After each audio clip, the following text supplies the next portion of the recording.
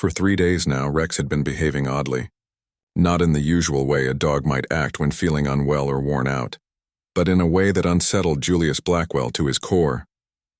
Every morning at dawn, Rex would position himself by the corral fence, eyes fixed on the barren expanse of desert beyond with a haunting, unwavering focus that made Julius's skin prickle. He refused food, ignored playtime, and paid no mind to the cattle that needed rounding up. All he did was stand there, as if waiting for something invisible, something that hadn't arrived. Until this morning. When Julius swung open the cabin door at first light, Rex darted off, not toward familiar trails or watering spots, but directly into the lifeless desert where not even weeds dared to grow. It wasn't just the direction that shocked Julius. It was the way Rex moved, like his very survival depended on reaching something unseen. By the time Julius had mounted his horse and set off in pursuit, the dog was already a fading silhouette in the distance. But what chilled Julius wasn't just how far Rex had gone. It was where the trail led. The paw prints headed straight for the old steam locomotive. Everyone in the region knew about that rusting hulk of metal, stranded in the middle of nowhere, half swallowed by sand and forgotten years. Yet no one ever truly spoke of it. No one ever explained why a complete train engine had been left to rot so far from any track or station. The few elders who dared bring it up would cut the conversation short, their eyes shifting as though the locomotive was something best left buried in silence. Rex had never paid it any mind before. Despite countless rides past the place, the dog had never once even glanced its way. But now, as Julius crested the last hill, he spotted his companion circling the massive engine, nose pressed to the ground, investigating something near its corroded base. The late afternoon light caught on the locomotive's brass fixtures, casting flickers across the desert like some long-forgotten signal. That's when Julius saw it, something that made his pulse stutter. Footprints. Fresh, unmistakably human footprints in the sand surrounding the engine. They weren't his. Boot marks crisp and sharp, untouched by wind or time. Someone had been here and not long ago, walking around the old train like they were searching for something with purpose. Julius slid off his horse slowly, the soft crunch of his boots on the sand unnaturally loud in the oppressive stillness. The locomotive towered before him, a relic of iron and mystery, its scorched black shell warped and pitted from years beneath the merciless sun. Rex sat unmoving beside the towering drive wheels of the locomotive, his ears sharply angled forward, eyes locked on Julius with an intensity that almost seemed human in its desperation. The boot prints were clearer now, fresh impressions in the sand with sharp, defined edges that hadn't yet been dulled by wind. Someone in old leather-soled boots had made a full loop around the locomotive, pausing frequently, like they were inspecting or hunting for something specific. Julius crouched and pressed his palm into one of the iron tracks embedded in the desert. The sand beneath was compacted and cool, evidence that the visitor hadn't passed through long ago. Maybe a day at most, possibly even less. His mind churned as he took in the scene. This was his land, what was left of it anyway. The bank had given him a deadline, the end of the month, to settle what he owed. But that was still 3 weeks out. No one had any rightful reason to be out here, and certainly not lurking around the abandoned engine that everyone in town conveniently avoided mentioning. Tension climbed up his spine. His teeth clenched as frustration began to overshadow caution. Julius had already lost nearly everything he had. The rustlers had made off with his cattle. The courts tied up his water rights in endless legal squabbles. His wife lay beneath a splintering wooden grave marker he still hadn't managed to replace. The very last thing he needed was trespassers wandering his property like they had some kind of claim. Suddenly Rex stood. His body went rigid, tail raised and alert before he trotted off toward the back of the locomotive, vanishing behind the enormous tender car. Julius remained, unease settling heavy in his chest. Something wasn't right, he could feel it in his bones. "Rex," he called out, but the sound of his voice bounced off the engine's metal flanks, warped and hollow, swallowed by the quiet desert. There was no reply. Instead, something else drew his eye. One of the side panels on the locomotive hung slightly ajar, revealing a sliver of darkness where solid metal should have been. That shouldn't be possible. Steam engines didn't come with hidden compartments, not any Julius had ever seen or heard of.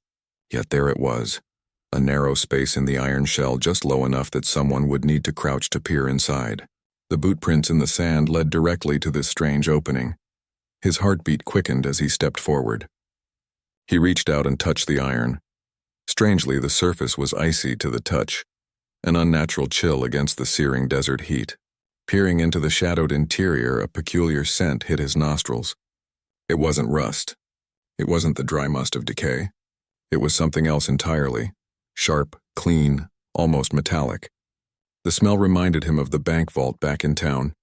He was just about to duck further into the opening when Rex's bark split the silence. Not his usual bark, but a sharp, frantic one. Urgent and alarming. Julius jerked around, eyes wide, and that's when he spotted it. A rising dust plume on the far edge of the desert. Riders. At least 3 of them. Kicking up sand and closing the distance fast. In one swift motion, Julius rushed to his horse and pulled the rifle from its saddle holster. He dropped low behind the bulk of the locomotive's boiler, using the massive machine as cover. The figures were still too far off to identify, but one thing was clear. They weren't out for a leisurely ride. Whoever they were coming fast and they meant business. They weren't out for a joyride, that much was clear. The riders urged their horses forward with relentless speed, the kind of determined pace that signaled intent, not curiosity. Rex emerged from behind the tender car, no longer barking, but moving with the taut grace of a predator stalking its territory. He took up position between Julius and the approaching horseman, his stance rigid, hackles raised in a way Julius had only seen once before, back when a hungry wolf pack had dared to breach the perimeter and threatened their herd. Through the open spaces beneath the locomotive's rusted undercarriage, Julius watched the dust plume swell. 3 riders. No, on second glance, maybe 4. They weren't meandering or surveying the terrain. No wandering arcs or signs of uncertainty. They rode in a direct line for the old locomotive like men following a map. And just like that, the bitter copper taste of fear rose in Julius's mouth. A cold, unshakable certainty settled over him. These men weren't lost. They hadn't stumbled onto this place by chance. They knew what was out here. They knew about the train, about the secret panel hidden in its flank, and possibly even what lay concealed inside. The footprints Julius had discovered earlier hadn't been left by chance travelers or harmless explorers. They were scouts, surveyors, advance eyes sent ahead for something bigger. But that realization opened the door to a darker question, one that twisted his gut. How long had they been watching him? Had someone been observing his movements for weeks, months? And how much did they know about the locomotive's secret? A secret Julius hadn't even been aware existed until today. And why now? Why show up just when his back was against the wall? When the bank's ultimatum hung over his head like a noose? 3 weeks left until the land was stripped from him for good. Was that the plan all along? To force him off this property so that someone else could swoop in and take what was buried out here in the dust and silence? He leaned against the iron beast, the metal still warm beneath his back despite the growing tension in the air. His breaths came in shallow bursts as he tried to calm the pounding in his chest. The timing was too perfect, too orchestrated. Maybe this wasn't about debt. Maybe someone had wanted him broken and gone, so they could lay claim to the secrets this forgotten locomotive held. The sound of hoofbeats grew sharper, closer, punctuating the silence with an ominous rhythm. Voices filtered through the still air now, carried by the wind, indistinct but unmistakably male. Rex's ears tilted, tracking the direction of the sound, and his body tensed further. No longer merely guarding. Now he was preparing to defend. Julius edged forward just enough to steal a glimpse around the side of the boiler. His eyes locked onto the lead rider, a man in a jet-black hat riding like he owned the horizon. There was a confidence in his posture, the kind of control that came from a life spent asserting dominance. 2 others flanked him, keeping pace with calculated ease, hands resting casually on their sidearms like men well acquainted with trouble.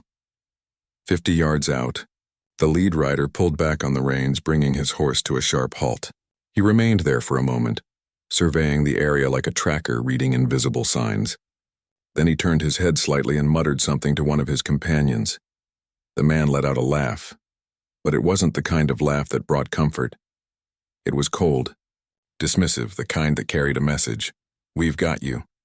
And in that instant, Julius understood. They already knew he was here. The lead rider raised his hands to his mouth and called out, his voice cutting effortlessly through the dry desert air. "Julius Blackwell. No point in hiding. We've been expecting you to find it." Julius felt a tight dryness crawl up his throat. They knew his name. This wasn't some accidental crossing of paths. These men were here for him. They were aware of the locomotive, the hidden panel, and whatever lay behind it. He tightened his grip on the rifle, mind racing for a response. "No reason to hide," Julius finally shouted, stepping from the shelter of the massive boiler. He kept the rifle aimed low but ready. "This is my property and you boys are trespassing." The lead rider let out a low chuckle and nudged his horse forward a few paces, just close enough to show confidence, but far enough to remain outside a safe rifle shot. Up close now, Julius could see the man was older than he'd first appeared, maybe in his 50s, with streaks of gray woven through a dark beard and skin hardened by years under sun and dust. "Your land, huh?" the man said, a half-smile forming beneath his weather-worn eyes. "That's interesting, considering you've only got about 3 weeks left before the bank takes it back." The words landed like a punch to Julius's gut. How the hell did this stranger know about that? The foreclosure was supposed to be confidential, just between him and the bank. But clearly that information had traveled farther than it should have. "Name's Nolan Graves," the rider continued casually, settling into his saddle like a man with all the time in the world. "Maybe you've heard of me. I manage acquisitions for certain parties who've taken a special interest in this particular stretch of land." Julius had heard the name before, in hushed tones over card games, at counters in dry goods stores whispered like a warning. Graves was a fixer, the kind of man who showed up when someone needed a job done quietly and efficiently. He worked for deep-pocketed investors from back east, men who circled dying ranches and failed mines like vultures, waiting for the right time to pounce. "I don't give a damn who you represent," Julius snapped. "You're still on my land," but Graves didn't flinch. Instead, his eyes drifted past Julius toward the looming silhouette of the train. "That locomotive behind you," he said, ignoring the accusation. "A real beauty, isn't it? Has a sort of presence. But here's the curious part. According to railroad company records, that particular engine was reported missing about 15 years ago." He paused for effect, watching Julius closely. "Just vanished, right off the rails one night.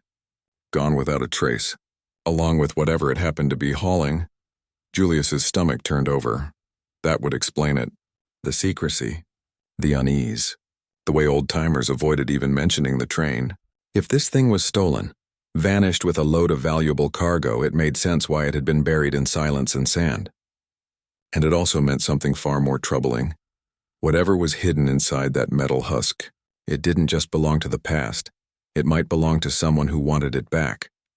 "The people I work for have shown remarkable patience," Graves went on, his tone cool and controlled. "They've been waiting for the right moment to reclaim what's rightfully theirs. Waiting until the man holding this land grew desperate enough to listen to reason." Rex moved in closer to Julius, his body rigid and coiled like a spring ready to snap. Julius could feel the pressure closing in, thick and heavy like the air itself had turned to quicksand around him. These men didn't just know about his money troubles. They knew about the train, and they'd timed their arrival to perfection. "What is it you want?" Julius asked, voice steady despite the chaos churning inside him. Graves offered a smile, but it was all surface, no warmth behind it. "I want you to turn around, ride back to that cabin of yours and pretend none of this ever happened. Don't touch the locomotive, don't dig into its secrets. Just walk away. In return, my employers may be inclined to help you with your financial burdens." Julius didn't answer right away. He scanned the 3 riders. Graves sat confidently, almost lazily in the saddle, like a man used to winning negotiations before they even started.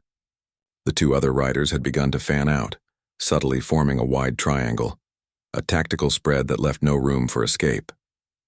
Their movements weren't random. They were measured, professional. These weren't just hired guns or wandering thugs. They were trained, prepared. "You seem awfully informed about my affairs," Julius said carefully. "How do I know you or your people can actually make good on what you're offering?" Graves leaned forward slightly in his saddle. "Because we already have," he said. "Who do you think persuaded the bank to give you that extra time? They were ready to take this land last week. But my employers, well, they prefer a more civilized resolution." The revelation struck Julius like a slap of cold water. He'd thought he'd caught a break when the bank unexpectedly granted him a grace period. He'd believed, just for a moment, that maybe his luck had shifted. Now it was clear he'd been played. That extra rope had just been long enough to tighten around his own neck. That train behind you, Graves continued, nodding toward the massive iron carcass, was en route to the Mint in San Francisco when it disappeared. It was carrying a very specific kind of shipment, something my employers have been tracing ever since. They're not looking for headlines or courtroom justice. They just want it back. Julius's heart thumped harder. A Mint shipment. That meant bullion, gold, silver, maybe even something rarer, enough to wipe his debts clean and still leave him standing rich on the other side. But that also meant one terrible truth: these men would kill for it. No hesitation. No second chances. I haven't touched a thing, Julius said cautiously, rifle still in hand. Not yet, Graves replied, his smile tightening. But we've had eyes on this patch of land for the past 3 days, ever since the winds shifted and began carrying the scent of old steel from this direction. Your dog picked up on it first, didn't he? Animals are like that. They sense the changes before people do. At the mention of his name, Rex's ears folded back tight against his skull.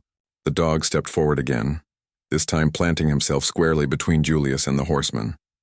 There was a change in him, no longer just alert, but fierce, territorial, protective in a way that sent a clear message. You'll have to go through me first. Heat's been relentless lately, Graves continued, voice low and steady. That kind of pressure does things to old metal. Expansion, contraction, after enough years, even something sealed tight can shift. That engine's been locked up for 15 years, but eventually, nature makes its move. Your dog noticed the change before you did, picked up on it in the air. Julius said nothing, but his thoughts churned like a storm. If they'd been observing him these past few days, they might already know more about the locomotive than he did. More than he could even guess. Maybe they'd already figured out how to open it, unless something had kept them from doing just that. Unless they needed him. Graves's tone sharpened, losing its polite edge. Here's how this plays out, he said. You're going to take us to whatever it is your dog found. Help us extract what belongs to the people I represent. And then you're going to forget this ever happened. In return, your debt disappears. You get to keep your land. No one comes knocking again. And if I say no? Julius asked, though he already suspected the answer. One of Graves's men shifted in his saddle, hand subtly drifting toward the grip of his revolver. Then you suffer an unfortunate accident, Graves said flatly. Real shame, too. Man thrown from his horse in a place like this? Could be days before anyone stumbles across the body. A line of sweat trickled down Julius's spine, and it had nothing to do with the heat. These weren't just hollow threats. These men had the demeanor of professionals, quiet, capable, and entirely untroubled by violence. They'd done this before, but something didn't sit right. If they knew so much about the engine, the panel, the stolen cargo, why involve him at all? Why wait until now to confront him unless the locomotive secret wasn't just locked behind knowledge? Unless there was something more, something personal, needed to access whatever was hidden inside. Something only he might have. He slowly lowered the barrel of his rifle, not out of surrender but out of strategy. What makes you think I can open something your people couldn't crack in 15 years? He asked carefully. Graves exchanged a glance with the man to his left before responding. Because the compartment isn't just concealed. It's secured with a specialized mechanism, one that requires a unique key, a physical key or possibly a code. Either way, it was supposed to be destroyed when the train went missing. But we believe it wasn't. We believe it survived, and we believe it's connected to you. I don't have any key, Julius said slowly. Maybe not knowingly, Graves replied. But your late wife, Martha, she worked for the railroad, didn't she? Before you were married? Julius felt his blood run cold. Martha had been gone for 2 years, buried under the hard earth and a marker he could barely afford. She'd done clerical work for the rail office once, short-term, nothing he'd thought twice about. Just payroll office errands. She never mentioned anything like this, never hinted at it. She wouldn't have known what she was looking at, Graves explained, reading the disbelief on Julius's face. But railroad bookkeepers had access to all kinds of documentation, manifests, shipping inventories, even the codes for secured cargo holds. It was all standard. Most of them took home paperwork now and then. For record keeping. For filing. For convenience. Julius's mind jolted back to the wooden box in the bedroom closet, the one Martha had always insisted was important. It held their bills, their land deeds, letters from relatives, recipes, notes, and her old office paperwork, yellowing and long forgotten, and suddenly, it all clicked. That box might hold more than memories. It might hold the one thing these men had been waiting for. He'd never been able to bring himself to sort through Martha's things after she passed. The wooden box of papers, the drawers with her handwriting still etched on scraps, those were sacred ground. Touching them had always felt like disturbing a memory too fragile to relive. "We had a look through your cabin while you were out working cattle," one of Graves's men said, a smug grin spreading across his face. "Didn't find the exact document, but we found enough to know it exists. Your wife kept meticulous records." That admission struck Julius harder than any threat of violence. They'd violated his home, walked through rooms still heavy with Martha's presence, opened drawers that hadn't been touched in years, rifled through the last remnants of the life they'd built together. And they had done it without hesitation, treating her keepsakes like evidence in a crime. "Where is it?" Graves barked. "The key, the combination, whatever she brought back from the railroad office. We know she didn't leave empty-handed." Julius fought to keep his face impassive while inside his thoughts spiraled. Martha had brought home papers now and then, but he'd assumed they were payroll summaries, shipping inventories, harmless stuff. If she had unknowingly tucked away information related to that stolen locomotive, it would explain everything. The orchestrated foreclosure, the carefully timed manipulation. These men had never planned to ask for his help. They'd set the stage so he'd be forced to offer it. "Maybe she did hold on to some documents," Julius said slowly, "but I've got no idea where they'd be now." Graves's expression darkened. "Then you'd best start remembering. My employers aren't known for their patience. They've sunk a lot of time and money into this operation. We could have come to you directly, but people are easier to control when they think they're holding a winning hand." Suddenly, Rex let out a growl, low, tense, not aimed at the riders but toward the locomotive itself. Julius followed the dog's gaze and felt his gut twist. The compartment's hidden door had widened while they'd been speaking. A slow groan of metal grinding on metal echoed across the locomotive's shell. The heat of the day, along with the nearby vibrations from hooves, had shifted something inside. The darkness within was deeper now, more visible, and there inside the gap was a glint of something unmistakably unnatural. Not rust, not brass, something far more valuable. "Well, would you look at that?" Graves murmured, awe creeping into his voice. "Looks like the desert's saving us the trouble." One of his men, Charlie, swung down from his horse and started toward the engine, drawing his sidearm as he moved. Julius instinctively raised his rifle again, but Graves lifted a hand to stall him. "Easy," Graves said evenly. "No one needs to bleed today. Charlie's just going to take a look." Charlie reached the engine's flank and crouched beside the exposed panel. He peered inside for a few seconds, then gave a low, appreciative whistle. "Boss," he called out, "you're going to want to see this." Graves dismounted and strode toward the locomotive, leaving the third man in the saddle, eyes fixed on Julius, hand not far from his holster. The setup was deliberate, one man watching the prize, the other watching the threat. Graves knelt beside Charlie and looked into the compartment. "Sweet mother of pearl," he breathed. 15 years, and it's all still here. Julius couldn't see what lay inside, but the tone of their voices told him everything. Excitement, relief, satisfaction. Whatever the compartment held, it was worth every dollar, every scheme, every year of quiet surveillance. Then Charlie's voice broke the moment. "There's a problem," he said, his words carrying through the stillness. "The main container is sealed, still locked up tight. We'll need that combination after all." Graves slowly stood and turned back to Julius. The look on his face had lost any pretense of diplomacy. "Change of plans, Blackwell," he said coldly. "We're heading back to your cabin. Right now.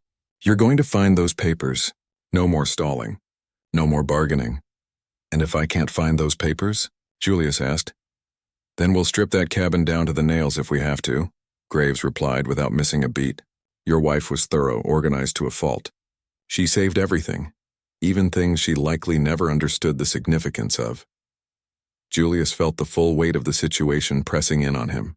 These men had already trespassed once, gone through the last pieces of Martha's life like scavengers. and now they wanted him to aid them in desecrating what remained. But amid the fury and helplessness, a realization surfaced, one that brought a flicker of leverage. If Martha had kept documents from her railroad days, if those documents held the codes or keys needed to open the sealed container inside that engine, then Julius held the only real power at the table. Graves and his men needed him alive. They needed his cooperation, at least until that cargo was in their hands. "Fine," Julius said, his voice calm, decisive. "We'll ride back to the cabin. But before we do, I want to see inside that compartment. I need to know what it is I'm being roped into stealing." Graves gave a shallow, mirthless smile. "Fair enough," he said. "But just know, once you see it, there's no undoing it. You'll be part of this now, whether you want to be or not." Julius stepped forward, the sand crunching beneath his boots as he approached the yawning compartment. Graves and Charlie moved aside, granting him an unobstructed view. The metal door had creaked open even more, now gaping wide enough for a man to reach inside. Sunlight angled through, cutting through the darkness and revealing the hidden treasure within. Stacked in methodical rows were rectangular metal boxes, uniform, sealed and marked with official government stamps Julius recognized from years ago, back when he hauled freight before buying the ranch. These weren't ordinary crates. These were high-security transport containers, the kind used to move precious cargo for banks and federal agencies. "Silver ingots," Graves said quietly beside him. 47 containers, each one packed with 20 pounds of pure silver. Destination, the San Francisco Mint. They were going to be melted down and minted into coins. That much silver is worth even more now than it was back then. Julius did a quick mental calculation.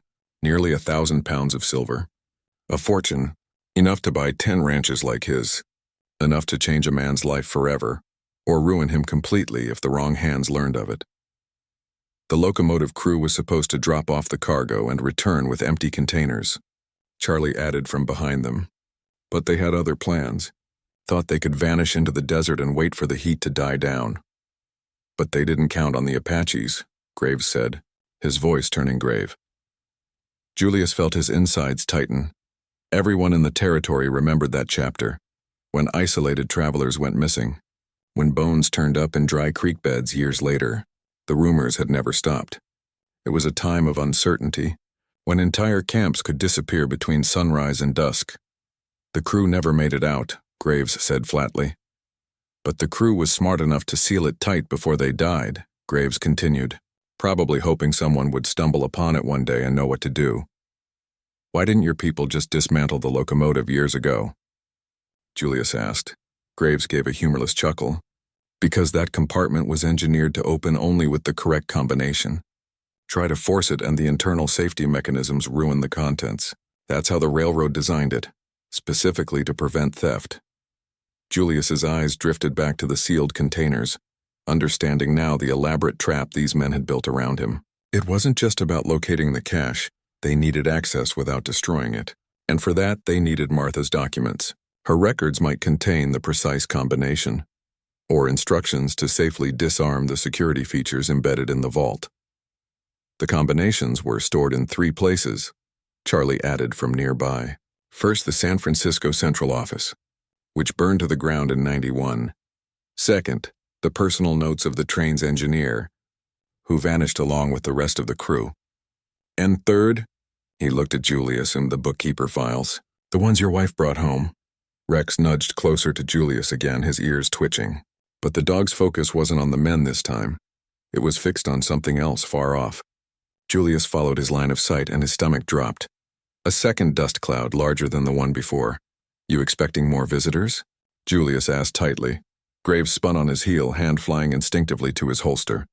"Charlie," he snapped. "How many riders?" Charlie climbed up onto the side rail of the locomotive to get a better vantage point. 5, maybe 6, he called down. "Coming in fast," Graves swore under his breath. "That would be my employers. They weren't supposed to arrive until tomorrow." Within moments, the new group of riders came into sharp view, and it was clear these men were nothing like Graves's dusty crew. They wore tailored clothing better suited to city offices than desert trails, and their horses were sleek. Muscular animals bred for both speed and stature, each likely worth more than a small homestead. The investors had arrived, the men behind the curtain, the ones pulling strings, Graves, the lead rider called out as they neared. You were instructed to wait for our arrival before taking any action. Circumstances changed, Graves replied quickly. Mr. Whitmore, he added, suddenly formal. The compartment opened on its own. Thermal expansion forced the panel loose. We had to act quickly. Whitmore dismounted with sharp efficiency and strode toward the exposed compartment. His skin was pale, untouched by sun, and his clothes immaculate despite the dust. He moved like a man who commanded rooms without needing to raise his voice. Controlled, deliberate, and entirely confident in his authority. Have you recovered the contents? He asked flatly, his eyes locked on the silver containers glinting in the sun. Not yet, Graves admitted. The primary container is still sealed. We require the combination, information we believe is contained in papers that belong to Mr. Blackwell's late wife. She was a railroad bookkeeper. Whitmore finally turned his full attention to Julius, studying him with the cold appraisal of someone inspecting cattle before a sale.